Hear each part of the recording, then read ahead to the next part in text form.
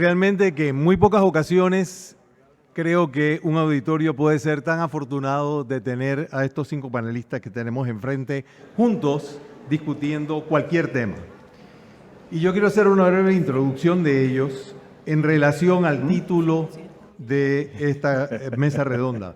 A través de los siglos, los médicos buscamos respuestas en una enorme biblioteca que contiene las claves de la vida humana.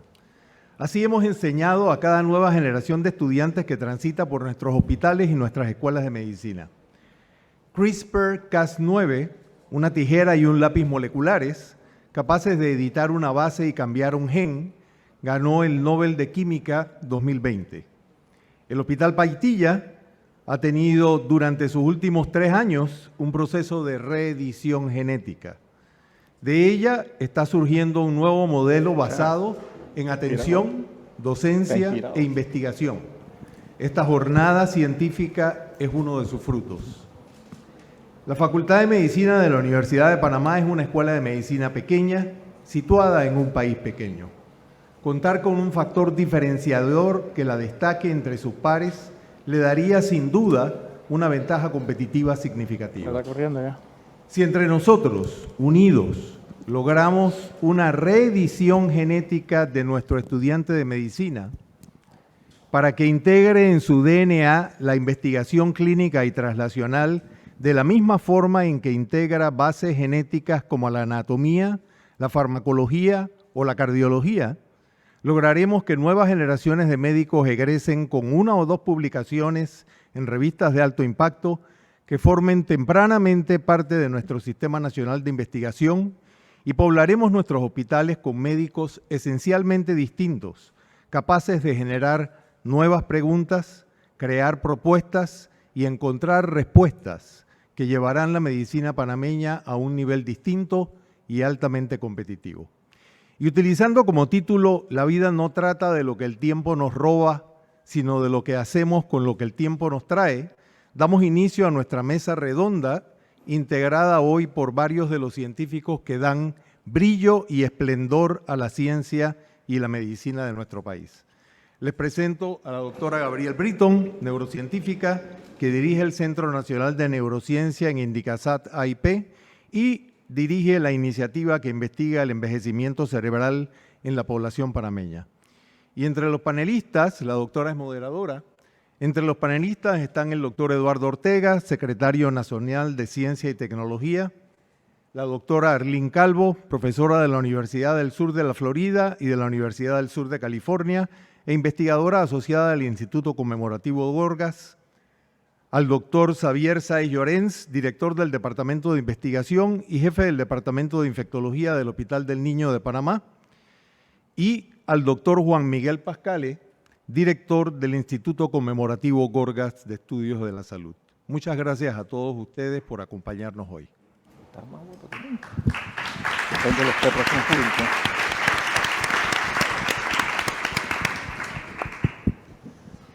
Buenas tardes y gracias a todos por estar presentes hoy, a todos y a todas. Es un honor ser la moderadora de tremendo panel con estas personas tan importantes, no solamente durante este periodo de la pandemia, pero en la historia de la ciencia y la investigación de Panamá.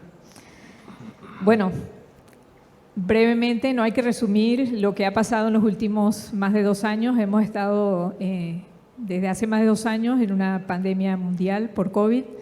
Y muchas cosas han pasado, como bien lo describieron la doctora McCoy y el doctor Ginz, no solamente a nivel biológico, pero psicológico, ni hablar de financiero, emocional y social e individual. Entonces, hoy vamos a conversar sobre las lecciones aprendidas, qué aprendimos en Panamá, qué hicimos bien, qué hicimos mal y cómo vemos hacia el futuro. Voy a empezar con el doctor Eduardo Ortega. Eduardo, este esfuerzo global para producir una vacuna de COVID ha sido elogiado como uno de los mayores logros científicos de los últimos 100 años. Ha sido oportuno tener un experto en vacunas a la cabeza de la Secretaría Nacional de Ciencia y Tecnología para que también la ciencia estuviera íntimamente involucrada en este proceso. Cuéntanos, dinos brevemente, danos una crítica constructiva con base en tu experiencia. Durante ese primer año de pandemia, compáralo con lo que sabemos ahora sobre la contribución de científicos y médicos en esta crisis, en este país, incluyendo el rol que jugaron los antivacunas? Gracias, Gabriel, por la pregunta. A ver, hagamos un poquito de historia para poder entender el contexto en que varios participamos en lo que ocurrió posteriormente en el país, ¿no? Creo que Panamá desarrolló una estrategia con varios puntos importantes. Uno era, queremos la vacuna rápido, pero queremos que la vacuna esté licenciada por una autoridad de referencia internacional. Queremos que la vacuna llegue simultáneamente a otros países occidentales, países desarrollados, Estados Unidos de Norteamérica y Europa, por ejemplo. Queremos tener negociaciones multilaterales. COVAX estaba en ese momento en su apogeo, pero no queremos depender de una negociación donde múltiples países negocian una vacuna, así que tenemos que tener una negociación bilateral por la vacuna directamente con los laboratorios. Queremos una vacuna que podamos almacenar en diferentes condiciones, ¿no? Comenzamos a pensar que menos 80 iba a ser difícil, así que queríamos una vacuna también que se pudiera almacenar a menos 20. Y queríamos, además, tener la posibilidad de tener vacunas de 1 dosis y vacunas de 2 dosis. Decidimos vacunar primero también a los personal de alto riesgo y personal de salud, y queríamos hacer otras cosas, una estrategia que probablemente no se entendió mucho. Queríamos probar las vacunas en Panamá, porque creíamos que iba a ser importante para crear confianza en la población, pero también queríamos tener un poder de negociación con los laboratorios. Así que antes de que los datos de Israel salieran, nosotros ya teníamos en nuestro plan esa estrategia de realizar los estudios. Y hicimos 2 cosas más adicionales. Una, queríamos pensar en el futuro, y rápidamente comenzamos a pensar que deberíamos de tener un centro para investigar y desarrollar vacunas en el país, pero también cuando la vacuna llegara queríamos saber si la vacuna funcionaba en nuestra población o no. Y creo que 2 cosas fueron críticas en ese periodo, Gabriel. La Cancillería, liderizada por nuestra ministra de Relaciones Exteriores, decidió organizar un grupo de expertos para que la orientaran técnicamente. 5 panameños, algunos fuera del país, otros en Panamá, pero el otro tema importante fue que se organizó un consorcio de investigación de la vacuna de COVID-19, porque queríamos público y privado, o sea, no era solo el sector público, sino también privado, porque queríamos traer la vacuna, y ocurrieron 2 cosas importantes ahí. Primero, nos reunimos como con 20 laboratorios diferentes, nos ofrecieron vacunas gratis, otros querían que pagáramos los estudios de investigación. Es un mini caos, pero una discusión muy interesante.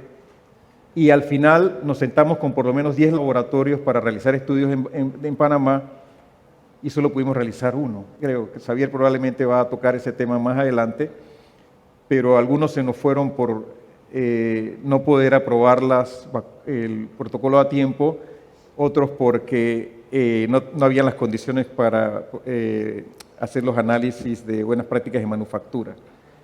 Al final, el grupo hizo una recomendación, y voy a parar porque yo hablo mucho y me paras cuando me extienda, patéame por favor, Gabriel. Al final el grupo dijo, la primera vacuna que se va a licenciar es la de Pfizer, la segunda vacuna va a ser la de Moderna, y la tercera la de AstraZeneca. Perdón, fue Pfizer, AstraZeneca y Johnson & Johnson. Y la verdad que ocurrió en ese orden, y pudimos negociar con muchísima anticipación las vacunas. Las vacunas se autorizan en Estados Unidos el 11 de diciembre la vacuna de Pfizer, el 18 de diciembre la vacuna de Moderna, y el 13 de enero llegan a Panamá. O sea, 4 semanas después de que la FDA las autoriza, nosotros teníamos la vacuna en Panamá.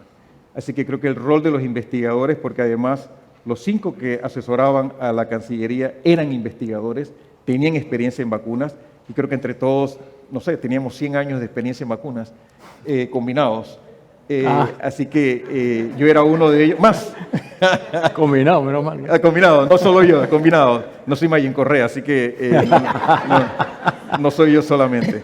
Así que creo que eso explica un poco, te contesté como la lombriz, ¿no? La lombriz y al final dije lo que quería decir. Fue oportuno porque tener tanto expertise en vacunas en Panamá en un momento tan crítico fue algo que creo que también tuvo mucha influencia en la manera en que llevamos adelante ese proyecto, pero ¿y los antivacunas en ese momento y ahora cómo lo mides? Terrible, yo tengo 2 demandas, acabo de salir de una afortunadamente, y la otra creo que estamos acusados de genocidas, y vamos a ver cómo salimos de esa demanda. Terrible, creo que los medios, Gabriel, hicieron un papel espectacular, los medios tradicionales, radio, televisión, periódico, donde hay una editorialización de lo que se publica, un papel fantástico, los medios sociales, terrible, porque no hay fronteras contra los medios sociales, se disemina muy rápidamente, es explosivo, es como Centaurus, ¿no? Hablábamos con Xavier hace un rato de Centaurus, a alguien se le ocurrió ponerle Centaurus a la variante que está circulando en la India y ahora se llama Centaurus, porque alguien le puso ese nombre. Entonces, eso pasa con los grupos antivacunas. Tristemente, la herramienta de salud pública más costo efectiva que existe, la única que ha erradicado una enfermedad de la faz de la Tierra, las que son más estudiadas, más que cualquier medicamento, pequeñas moléculas químicas que nos tomamos, han sido atacadas por los antivacunas y estamos viviendo un momento anticiencia terrible que afecta a nuestro país. Y creo que tenemos que ser serios y tomarlos en serio porque las consecuencias contra las otras vacunas va a ser terrible. Creo que tenemos que organizarnos, nosotros como médicos y todo el sector salud, para poder combatir algo que, caramba, sarampión, acaban de tener un caso de sarampión reportado en Chile, fue Argentina, el día de ayer, entonces puede ocurrir en Panamá lo mismo, no tenemos toferina, no tenemos tétanos congénitos, no tenemos rubiola congénita, no tenemos sarampión, no tenemos rubiola, rotavirus ha disminuido dramáticamente, los niños no les da meningitis, Xavier sabe más de eso que yo porque él es infectólogo del Hospital del Niño, gracias a las vacunas, todo eso puede retrotraerse si nosotros no manejamos esto adecuadamente. Yo quería agregar algo, no es mi orden y disculpa que cambie el orden, pero parte del trabajo que hemos estado realizando en cuanto al tema de antivacunas y de desinformación en redes sociales es que completamos un análisis a nivel mundial de redes sociales en español, idioma español, y descubrimos 2 puntos muy importantes. Uno es que las redes sociales en español no son monitoreadas, para nada. Entonces, por eso se prestan para crear un contenido totalmente falso. No siempre, muchas veces tiene buena utilidad, pero también vimos cómo se puede mal utilizar las redes sociales con desinformación. Y lo otro es, que me pareció sumamente importante también dentro de los resultados de nuestro análisis, es que la mayoría de la fuente de desinformación en español proviene de México. Y uno de los principales creadores de desinformación en español a nivel mundial es el presidente de México, AMLO. Cada vez que él comparte un contenido de desinformación, algo falso, tiene un alcance de por lo menos 10 millones de personas. Entonces, esto es algo que yo estoy de acuerdo, que hay que tomar muy en serio porque las personas actúan en base a eso y ya no voy a afectar más el orden del panel. Pero quería resaltar ese punto que mencionó el doctor Ortega. Y además la desinformación ya debería ser un tópico de investigación también, parte de la investigación científica, que se estudie ese fenómeno. Voy a seguir con Xavier. Vamos a hablar un poquito sobre un tema que hemos hablado tú y yo sobre el acceso a datos abiertos. Y sabemos que hay retos asociados a no tener acceso a datos en tiempo real en un sistema de salud deficiente, por ejemplo, en donde qué está pasando el día a día, cómo sabemos sobre trazabilidad, cuántos casos hay en diferentes partes del país, por ejemplo. ¿Dónde estamos en términos de sistemas de Open Data y otras tecnologías en Panamá? ¿Y qué lecciones aprendimos que podemos aplicar a partir de este punto en adelante?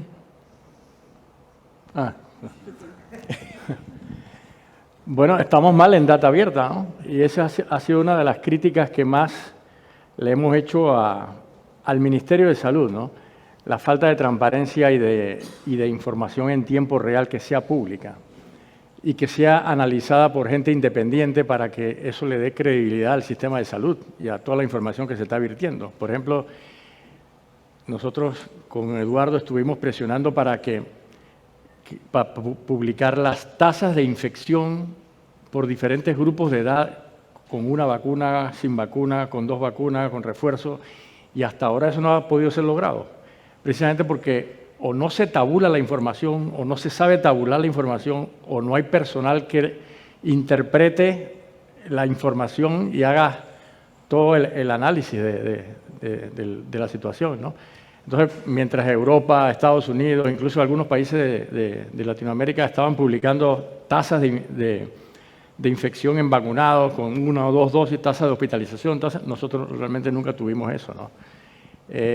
Y realmente eso desdice mucho de la credibilidad y hace que los grupos antivacunas precisamente se aprovechen de ese espacio que no es llenado por la gente que sabe y la cuestión es técnica para empezar a vertir información que es completamente desafortunada, ¿no? Porque, por ejemplo, nosotros siempre decíamos, va a llegar un momento en que si el 80 o 90% de la población está vacunada, los que están en hospital van a estar vacunados.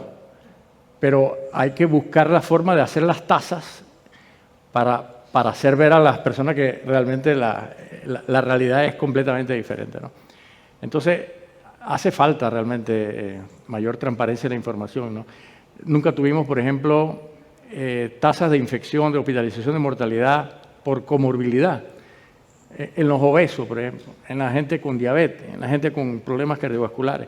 Y esa información es bien útil, precisamente para tomar decisiones y buscar fortalezas y meterse donde están las debilidades, ¿no? Entonces, es un fenómeno mundial, la data abierta es importantísima. Cuando se habla de salud pública, ¿qué significa? Lo público significa ser transparente, dar la información al público, precisamente. Entonces, el Ministerio de Salud siempre ha sido muy celoso de su información, como si alguien se la fuera a robar o como alguien la fuera a publicar sin darle el crédito a las personas que están ahí, pero esas personas que están ahí no lo publican y no lo vierten a la comunidad, ¿no? Entonces, definitivamente, si algo ha enseñado esta pandemia es que necesitamos data abierta, necesitamos un sistema de inteligencia epidemiológica. Yo lo sacaría del Ministerio de Salud, el CDC, por ejemplo, fuera de los institutos nacionales de salud, y lo metería, por ejemplo, en el GORGA, una unidad de inteligencia epidemiológica que dé información a todo el país e internacionalmente sobre la situación en tiempo real, ¿no? Para beneficio de todos, ¿no? Sí, de hecho, además de no tener sistemas de información y de data pública, recientemente se han publicado un número de estudios que muestra que los estimados que tenemos del número de muertos está subestimado hasta por 3 o 5 veces, o sea que hay muchos más, la tasa es mucho más alta de mortalidad a nivel mundial. Entonces, sí tenemos que mejorar en eso. Vamos hablando un poco sobre el tema de las enfermedades crónicas y cómo el tema de la pandemia, aunado a la crisis de enfermedades crónicas que tenemos, eso también impacta mucho a las poblaciones vulnerables que son afectadas por la pandemia. Esta pregunta es para la doctora Calvo. COVID comienza como una crisis de salud, pero ahora es una crisis humanitaria, ¿verdad? Entonces, sabemos que la combinación de la infección viral y las enfermedades no transmisibles arraigadas a las desigualdades sociales ha empeorado las crisis sociales de todo tipo, y no solo en la región, pero a nivel global. ¿De qué manera COVID exacerbó estas desigualdades sociales en nuestro país y cómo contribuyeron a la mortalidad por COVID? Esa es una pregunta cargada. Bueno, gracias por la pregunta. Para entender cómo COVID ha afectado desde el punto de vista social y humanitario, tenemos que entender lo que llamamos determinante social de salud, que según la Organización Mundial de la Salud es el contexto, las circunstancias en que una persona nace, crece, trabaja, envejece y cómo esto se refleja en su comportamiento, en su estatus económico, de salud. El contexto de una persona y social o comunitario también incluye el tema económico, comportamiento, educación, raza, sexo, todos estos componentes que generalmente no conversamos mucho. Durante la pandemia el enfoque fue en su mayoría biomédico, curativo, tratamiento, salvo por las vacunas, en su mayoría fue así. Entonces fuimos dejando atrás el tema del contexto social local, prevención, por ejemplo, incluir a la población, procesos participativos, donde pudiésemos entender cuál era la realidad de la persona y por qué no podía prevenir su enfermedad o acudir a un tratamiento de manera oportuna. En algún momento, creo que fue en diciembre del 2020, realizamos junto con el Ministerio de Salud un diagnóstico comunitario en las áreas más afectadas, que era en ese momento Panamá Este. Y la verdad es que, para sorpresa mía, en ese momento ya habían pasado 8 meses de ver al doctor Sáez en televisión hablando del virus y al doctor Ortega y al doctor Pascal también. Y las personas aún no entendían cómo se transmitía el virus, no lo entendían. Y nos tocó ir a nivel comunitario, de puerta en puerta, hacer mucho trabajo de calle, como decimos, para explicar la prevención y el control de la enfermedad. Y la verdad es que menos mal que tenemos vacunas, porque ese tema social, cultural, el tema educativo tiene mucho que ver, y lo que estamos viendo hoy en día con las manifestaciones es un reflejo directo de esto. Si no tomamos en consideración el contenido o el contexto social de las personas, cultural, no vamos a poder darle frente a estos temas de salud, incluyendo las enfermedades no transmisibles, que son, como decía el doctor Sáez hace un momento, sumamente importante dentro de este contexto de COVID, porque sabemos que la mayoría de las personas que tenían una situación más seria de COVID eran esas personas que sufrían de estas enfermedades, pero nuevamente hay que entender entonces el contexto social, por ejemplo, nutrición, acceso a actividades físicas, dónde viven, el tema ambiental, y tenemos que meternos mucho más en eso para poder controlar esta pandemia. Sí, y tomando lo que dijo el doctor Sáez Llorens sobre pasarle esto de la Open Data al Gorgas, hay que reconocer que el Gorgas se destacó como una de las instituciones que más resolvió durante la pandemia, y para nosotros que estamos en el entorno, en el ecosistema científico, una institución que nos dio mucho orgullo, porque en un país con instituciones débiles podíamos mirar hacia el Gorgas y decir, bueno, aquí hay una institución que dio respuesta en lo peor de la pandemia. Entonces, mi pregunta para usted, doctor Pascal, ¿considera que la respuesta del Gorgas durante lo peor de la pandemia tuvo algún impacto sobre la percepción del público y de los tomadores de decisiones sobre la importancia de invertir en capacidades e instituciones científicas para el desarrollo del país? ¿Estamos mejor equipados para la próxima pandemia? Yo creo que sí, definitivamente. Tal vez la participación de nuestros investigadores, de nuestros muchachos, sacando la cara para hacer un diagnóstico oportuno cuando no teníamos pruebas de antígeno y había que usar biología molecular. Y ese era el reto, tratar de descentralizar, diseminar, promover el diagnóstico en todo el país. También tuvimos otro reto, que fue hacer el primer diagnóstico cuando todavía no había ni pruebas recomendadas ni pruebas comerciales. Y por suerte, yo creo que nos ayudó mucho nuestra experiencia en el 2003 con el concurso Miss Universo, porque el miedo que había era SARS-1 en esa época. Y teníamos que estar preparados para hacer el diagnóstico de SARS-1. Y eso nos ayudó a estar en contacto con el doctor Drosten en Charité, en Alemania. Se puede decir que ese es Mr. Coronavirus, es el señor de los coronavirus. Y estábamos hablando con él y ya sabíamos cómo lo podíamos hacer. Nos servían los mismos primers para SARS-1, se utilizaban para SARS-2. Así que en ese sentido, por lo menos estábamos preparados para hacer el diagnóstico. Pero ¿cómo descentralizamos? Así que hubo que buscar nuestros muchachos que trabajaban en diagnóstico de todo el país, suministrarle equipos, suministrarle reactivos, y ahí, aunque ustedes no lo crean, la empresa privada entendió la importancia de la ciencia, el conocimiento y equipar a la gente. La empresa privada nos apoyó con más de $2 millones para equipar laboratorios desde Metetí hasta David Chiriquí, pasando por el Chicho. Y así pudimos comenzar descentralizando, haciendo una red, que ahora es una red de biología molecular. Ganamos. Entonces, una gran ventaja fue tener el personal, no tenían el equipo, pero tenían la capacidad para hacerlo. Y cuando llegó el momento, se pusieron a trabajar y lo hicieron muy bien.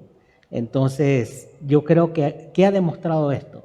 Le ha demostrado, uno, a las autoridades la importancia de invertir en ciencia y en formar a nuestros científicos, que deben estar listos para esos retos. Mañana viene otra cosa. Hoy tenemos a monkeypox aquí en la esquina. Mañana tendremos otro coronavirus o algún virus que cause encefalitis, no lo sabemos. Así que debemos estar preparados y debemos tener gente preparada. Y eso no es gasto, eso es inversión que hace el Estado en el futuro. Y ahora, con esta pandemia, lo ha comprendido el Estado y también la empresa privada. Ya la empresa privada se volvió socio. Tenemos grupos como sus buenos vecinos que vinieron y nos dijeron, doctor, vamos a donarles 2 fellowships al año para que su gente vaya a estudiar. Y tenemos una Erika Guerrero en Ámsterdam trabajando en edición usando sistema CRISPR-Cas para modificación genética. O Claudia González en Sudáfrica trabajando con Tulio de Oliveira para determinar cómo es genéticamente la recombinante que está circulando aquí en Panamá y que no tiene nombre todavía, es nueva y que se llama XQ. Y eso es gracias a la empresa privada. La Fundación Devo esta semana me contactó y me dice, doctor, yo sé que va a ser difícil cursos y formaciones fuera de Panamá con esta contención del gasto, nosotros los apoyamos.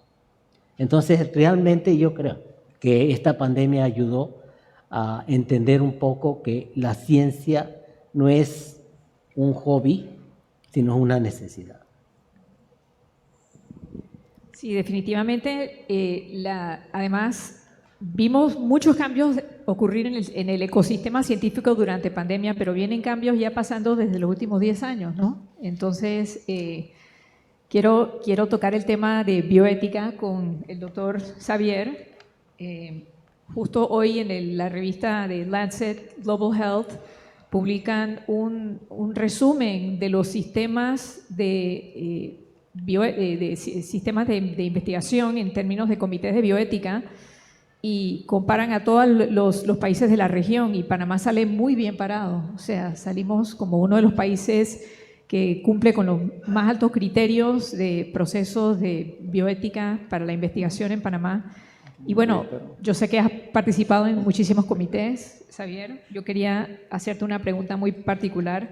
Si pudieras compartir algunas anécdotas de investigaciones y comités de bioética en los últimos 30 años, por ejemplo, y la madurez de estos sistemas, incluyendo el rol del MINSA y el papel que ha jugado en la I+D en los últimos años.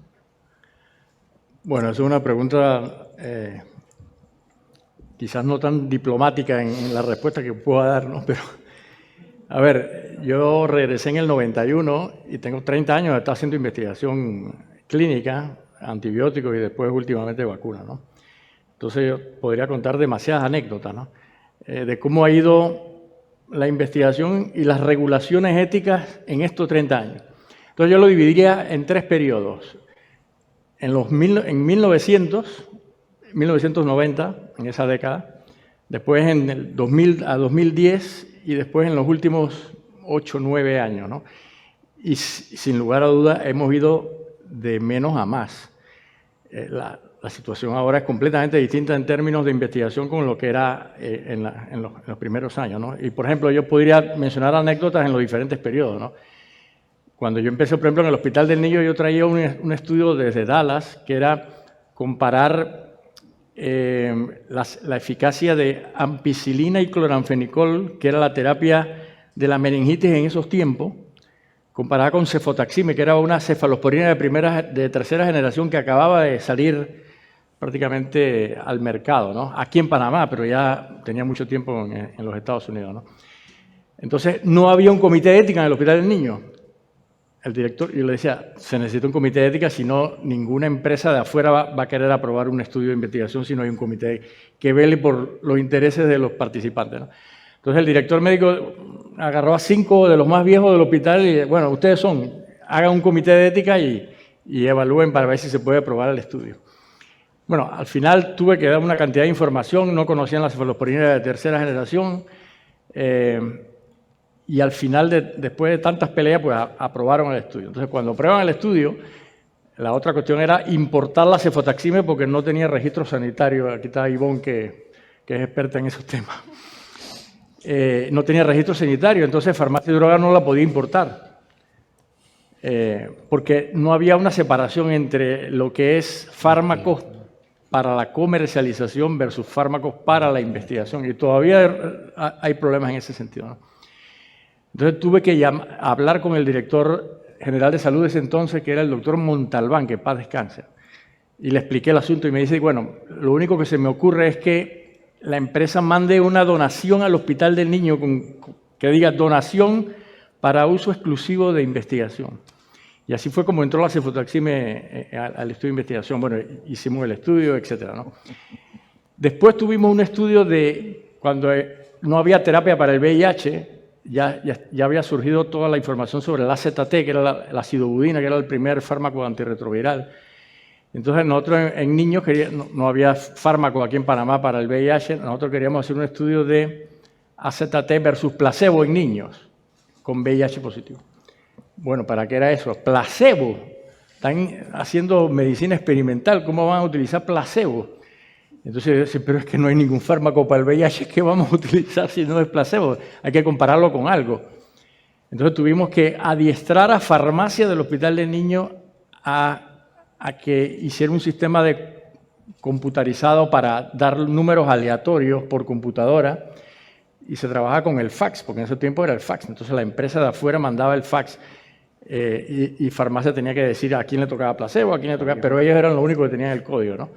Entonces era un problema. Bueno, al final, después de tanta pelea, Eduardo estaba por aquí ya, yo le decía, Eduardo, algo hay que hacer para que haya regulación ética y que todas estas cosas realmente se resuelvan, porque si no, no vamos por ningún lado, ¿no? Y él lo acababan de nombrar jefe de parasitología del Gorgas, y él dice, bueno, yo me voy a encargar de que haya un comité de ética nacional y que vele por todo esto, y etcétera, ¿no? Bueno, él ayudó a crearlo, pero al principio realmente había creado un monstruo, porque los problemas al principio eran extraordinarios. Yo me acuerdo, por ejemplo, de 2 estudios.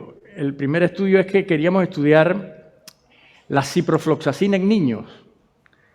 Y entonces a mí me dijeron, los niños son población vulnerable, no se puede estudiar en niños. Y, pero precisamente son por población vulnerable porque hay que respetar las regulaciones éticas.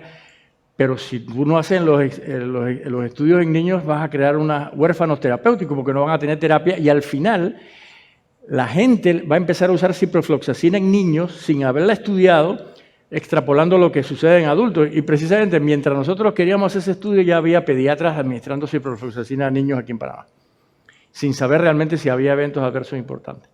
Bueno, ese fue otro problema, ese estudio lo rechazaron. Después quería hacer un estudio de una prevención con un monoclonal de las infecciones por sincicial respiratorio con palivizumab, que es una droga un monoclonal ya aprobado. Y uno de los integrantes del comité de ética me dice, este estudio tú no lo puedes hacer porque ya estás haciendo el estudio de AZT. Ya tienes un estudio, entonces no puedes hacer otro.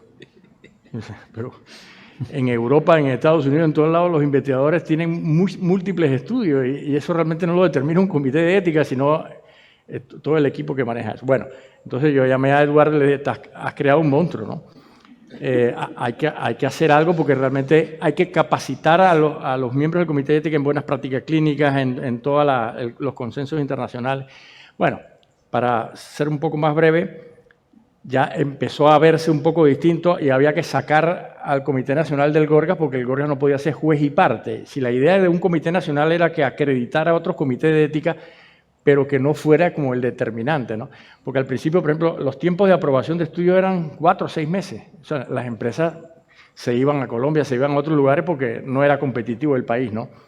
y había que hacer aprobaciones secuenciales, o sea, primero el Hospital del Niño, y después cuando ellos aprobaban, entonces el comité del Gorgas empezaba a evaluar. Al final eran unos tiempos increíbles. Bueno, convencimos a la gente de Senacid a que realmente se tenía que capturar el Comité Nacional de Bioética y que acreditara otros comités de ética, ¿no? Y quizás el primer empuje de mejorar esto fue la ley de incentivos del SNI, del Sistema Nacional de Investigación de Senacid, que fue creada en el 2007, esa ley. Eso empezó a verse la investigación de otra manera, ¿no?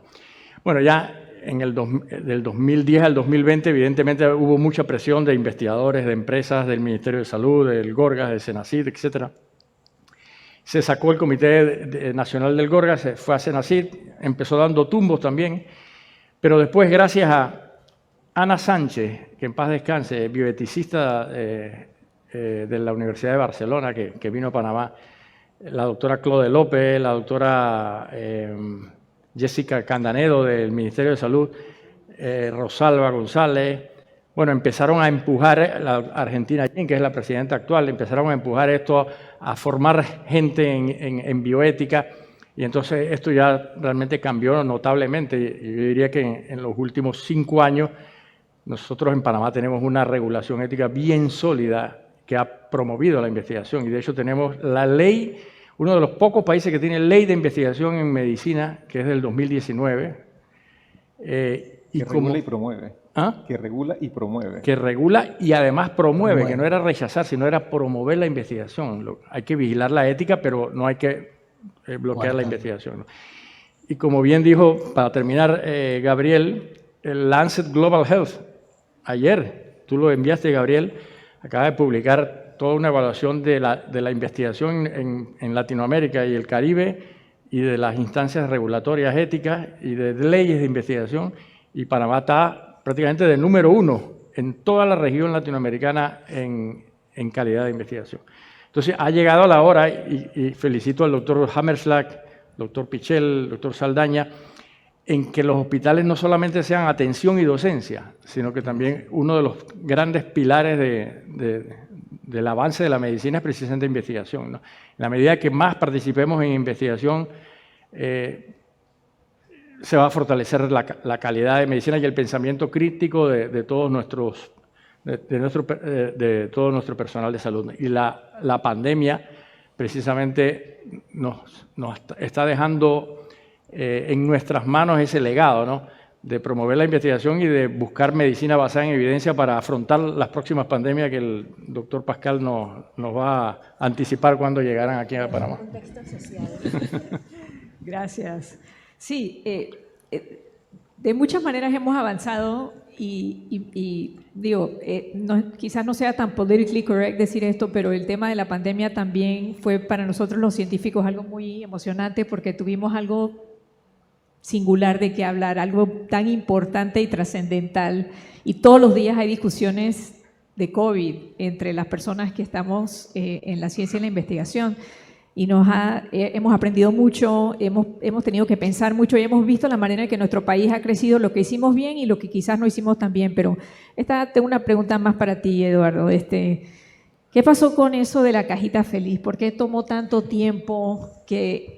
¿Por qué siguen haciendo recetas para medicamentos que ya han sido comprobados que no tienen nada que ver con tratamientos para COVID? ¿Qué está pasando ahí?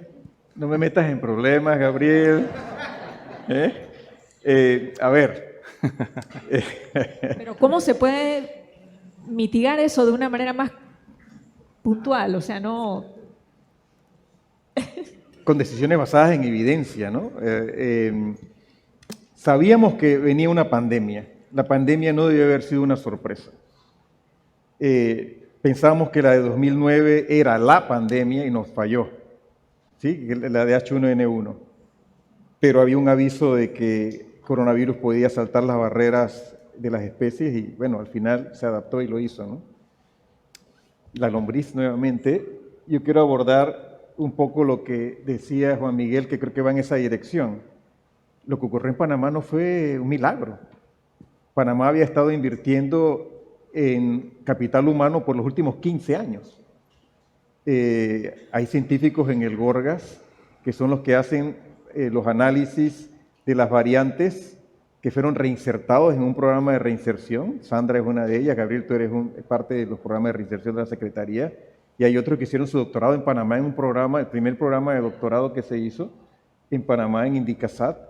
O sea que el sistema es resiliente porque se invirtió en recursos humanos, y eso nos ayuda un poco. Hoy nosotros tenemos 700 panameños fuera del país, en las 200 mejores universidades del mundo, haciendo licenciatura, maestrías y doctorados. Si estudias, si eres aceptado, te pagamos tus estudios. Y cuando regreses, te pagamos para que regreses al país y le pagamos a la institución que te reinserta 100% de tu salario el primer año, 75% el segundo año y 50% el tercer año. Hoy tenemos 15 posgrados de investigación en Panamá. Creo que es importante que lo digamos. Hay 2 doctorados, uno para MD, PhD, en Panamá. Creo que tenemos 5 estudiantes ahí. Tenemos un doctorado con la UTP en biotecnología y biomedicina. Tenemos 13 maestrías, 6 en la Universidad de Panamá, 6 en la UTP, una en QLU, que es de economía.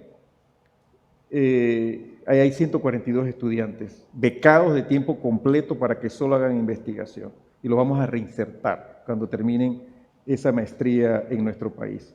Y tenemos otros programas con formación de recursos. Hay que invertir más, pero hay que ejecutar lo que tienes.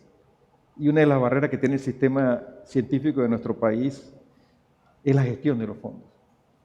Cuando la pandemia inicia, en marzo del 2020, la Secretaría lanzó una convocatoria de emergencia de estudios de investigación. En una semana tuvimos 300 propuestas de investigación, 300 de investigadores panameños proponiendo diferentes temas, robótica, ventiladores, epidemiología. Creo que financiamos por 3 millones de balboas los proyectos, pero no pudimos poner el dinero en la mano a los investigadores a tiempo por los procesos burocráticos que todavía atan a la ciencia en el país. Entonces, hay cosas que tenemos que hacer, hemos avanzado. Yo diría que el tema de la hidroxicloroquina, que algunos defendieron desde el punto de vista clínico de no hay nada, usemos esto porque aparentemente hay un estudio in vitro, en células, en un tubo, donde no tienen hígado, no tienen sistema circulatorio, no tienen todas las barreras que los fármacos pasan en los tejidos humanos, donde hidroxicloroquina mata al virus. Pero no es el primer virus que la hidroxicloroquina mata. Dengue, o sea, no sé cuántos virus la hidroxicloroquina mata en el laboratorio. Entonces hay que hacer ciencia y ir del banco de trabajo a la cama del paciente. Y eso es lo que afortunadamente en nuestro país está ocurriendo. Nosotros a lo largo de este y el próximo año vamos a inaugurar el centro de salud más grande de la región centroamericana, que es la Ciudad Salud.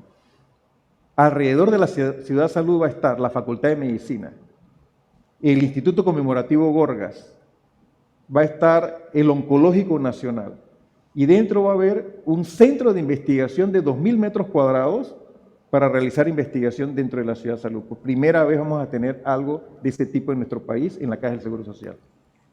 Y a 5 kilómetros está la Ciudad del Saber. Y ahí está ocurriendo también una transformación muy importante que en colaboración con los investigadores estamos realizando.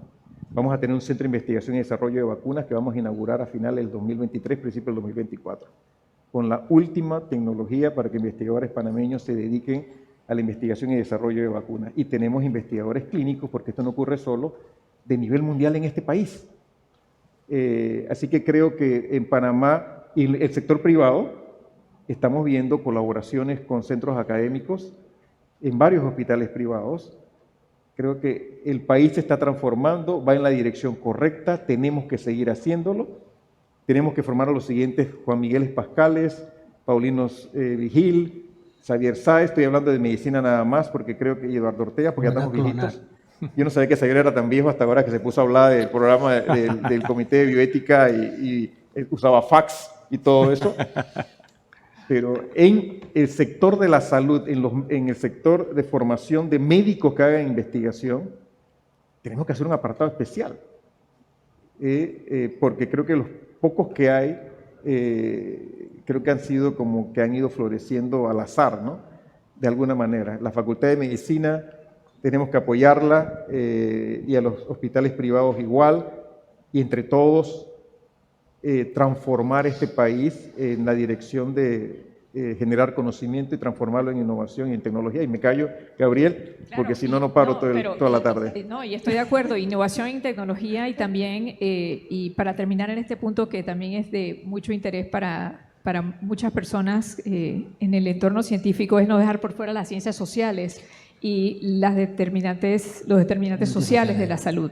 Y voy a dejar que la doctora Calvo tenga la última palabra porque las mujeres definitivamente sufrieron un golpe mayor durante la pandemia y esto tuvo muchos diferentes aspectos, ¿no? En términos de empleo no remunerado, tener que hacer más cosas en la casa, cargar el tema de la educación con los niños y esto también fueron impactos de la pandemia. ¿Cuál de estos fue el que más impactó a las mujeres o cuál quieres resaltar tú más?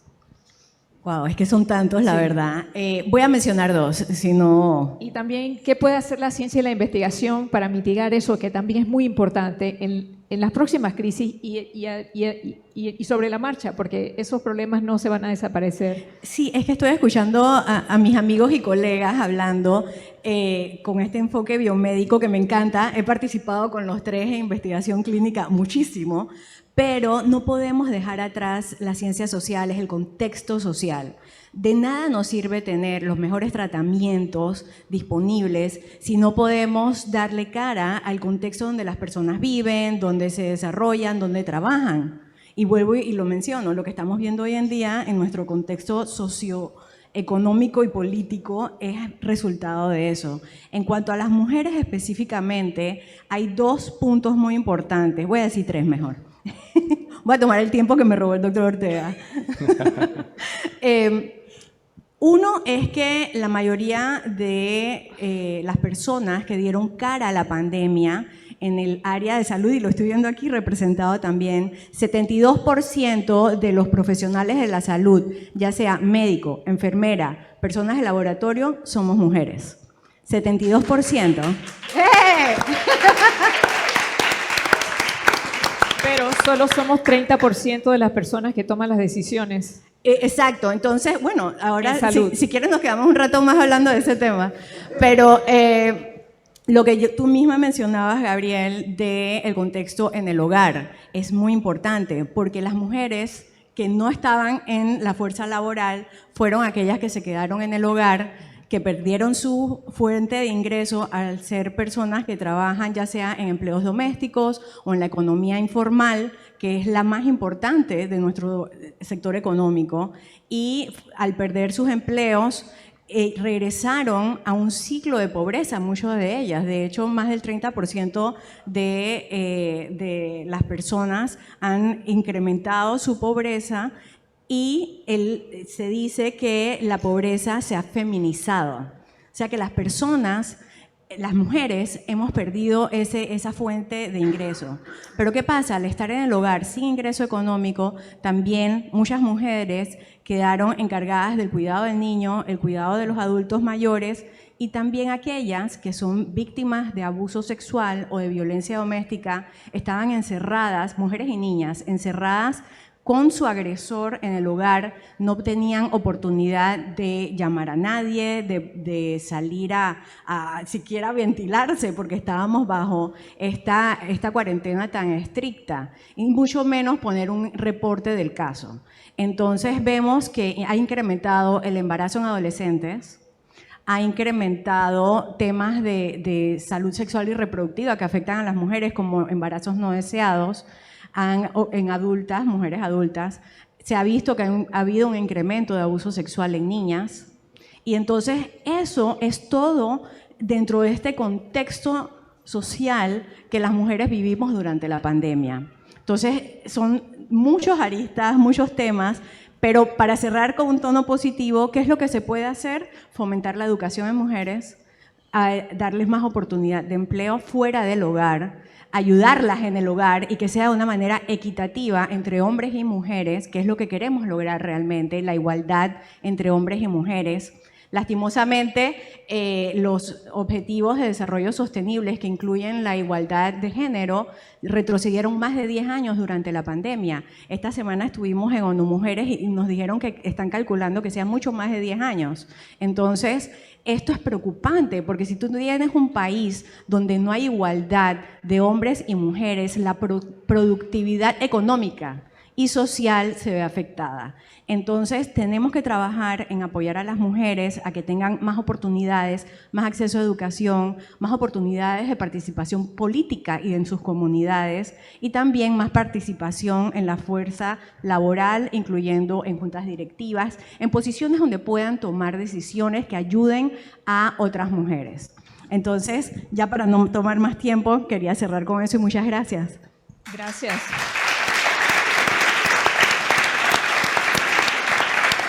Gracias, me gustó cómo terminaste. Me parece que como el tema de esta mesa, de este conversatorio, es que aprendimos en la pandemia. Lo hicimos muy bien con las vacunas y lo hicimos muy bien también con el trabajo que hizo el Gorgas, de todo el trabajo de ciencia básica, y tenemos que mejorar mucho más en el trabajo social. Siendo uno de los países más desiguales del mundo, tenemos mucho trabajo por delante. Muchísimas gracias por estar con nosotros hoy.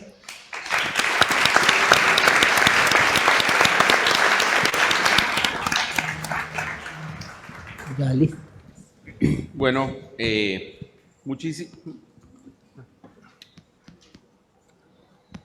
muchas gracias por tan interesante panel. De veras que da gusto escuchar todo lo que hemos avanzado y todo lo que ha logrado Panamá por sí mismo en una situación de crisis como la que se vivió con la pandemia. Tal vez, como yo no tengo las ataduras que tiene Eduardo, puedo decir que todo lo bien que hizo la ciencia lo hizo mal la política. ¿Ok? Yo creo que tan bien como la ciencia funcionó, tan mal funcionó la política y así estamos como estamos el día de hoy. Pero bueno, muchísimas gracias por acompañarnos y pues ojalá podamos seguir contando con ustedes con todos estos planes que tenemos pensados a futuro en el hospital para desarrollar la investigación, la docencia y la asistencia y la parte asistencial que ha sido siempre nuestro fuerte. Así que muchísimas gracias. Ahora vamos a tomar una foto así que nada más voy a decir un par de cositas, así que no se vayan lejos. Bueno, por hoy terminamos la sesión. Recuerden que tienen que entregar los monitores de traducción afuera para que les devuelvan sus credenciales, sus identificaciones. Nos vemos mañana, comenzamos a las 8:30 de la mañana. Tenemos un temario interesante también para culminar mañana la jornada.